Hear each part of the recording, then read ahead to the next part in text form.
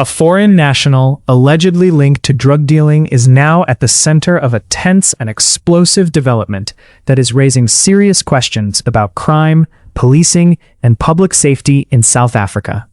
Reports claim the suspect was moved from Rond Vista block of flats back to Point Parkade, and it is further alleged that he indicated some of the drugs were hidden at Rond Vista. Watch the video clip.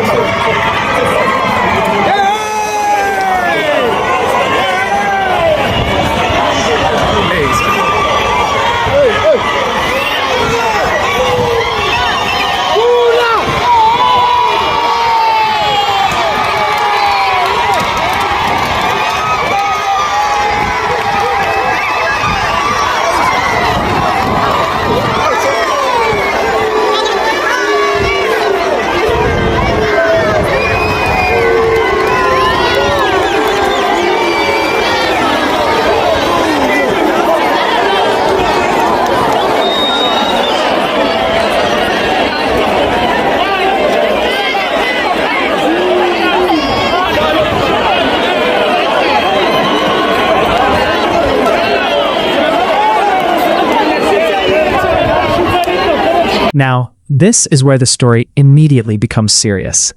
According to reports from Inside Politics, a foreign national, alleged to be involved in drug dealing, was moved from the Rond Vista block of flats back to Point Parkade after it was allegedly stated that some drugs were located at Rond Vista. Those are the facts currently circulating around this incident, and at this stage, these remain allegations, not confirmed criminal findings in court.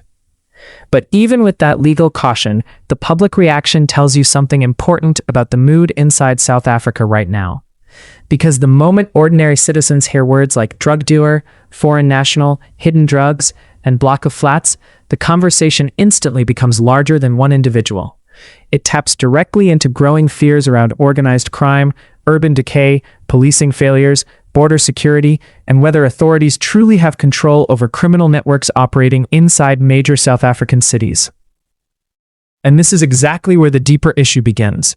South Africans are living through a period where public confidence in safety and law enforcement is under enormous pressure.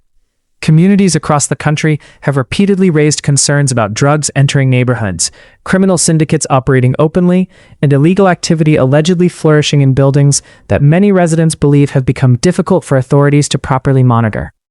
So when a case like this surfaces, people do not see it in isolation. They connect it to years of frustration. They connect it to overcrowded inner-city buildings. They connect it to unemployment, addiction, gang activity, and the visible decline in parts of urban South Africa. And most importantly, they connect it to the belief that criminal networks are becoming increasingly sophisticated, while the state often appears reactive instead of proactive. That is why this particular development is attracting so much attention. Because if it is true that authorities were led to another location where drugs were allegedly stored, then this immediately raises broader operational questions. How widespread are these alleged networks? How long have they been operating? Who else could be involved? And how do these alleged operations continue functioning inside densely populated areas without earlier intervention? Those are serious questions. And they matter because drug-related crime does not exist in isolation. It affects entire communities. It fuels violence. It fuels theft. It fuels exploitation. It places pressure on policing systems that are already stretched thin, and in many struggling areas, ordinary families are the ones forced to live with the consequences every single day. What this reveals about South Africa is the growing tension between law enforcement visibility and public confidence. People want to see arrests. But more than that, they want to see functioning systems. They want to believe that intelligence networks are working. They want to believe that authorities are ahead of organized crime instead of constantly responding after information surfaces. And this is why moments like this become politically and socially significant, far beyond the individual suspect involved.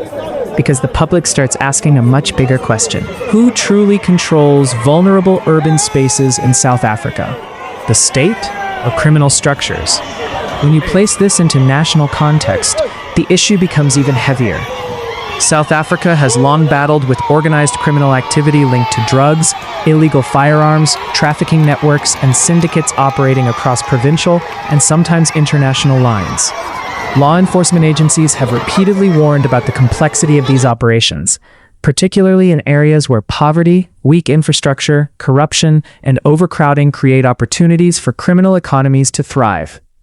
And that is why stories involving alleged drug activity instantly trigger national concern. Not simply because of one arrest or one suspect, but because many South Africans fear these incidents represent something systemic, something bigger underneath the surface. This is also where public frustration around immigration enforcement often enters the conversation. It is important to remain factual and responsible here. Allegations against one foreign national must never be used to generalize entire communities or nationalities. That would be irresponsible and dangerous. But it is equally true that many South Africans are demanding stronger border control, improved documentation systems, and more effective coordination between immigration authorities and law enforcement agencies. Those debates are already emotionally charged across the country, especially during a time of economic pressure and high unemployment. So when cases involving foreign nationals and alleged criminal activity emerge, they immediately become politically sensitive.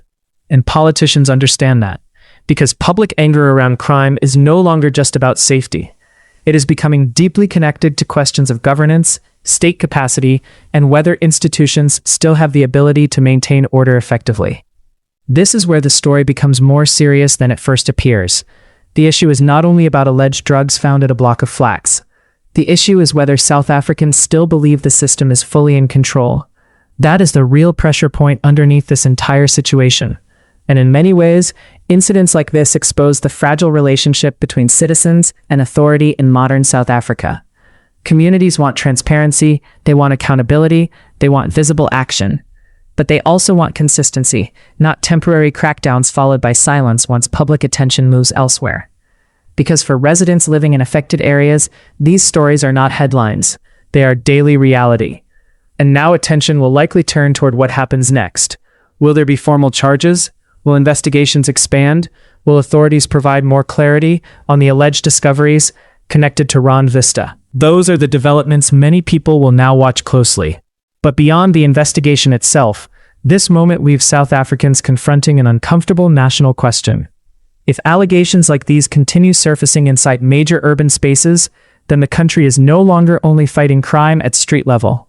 It is fighting a battle over control, trust, and the future stability of communities already under pressure. And that may be the most alarming part of this entire story.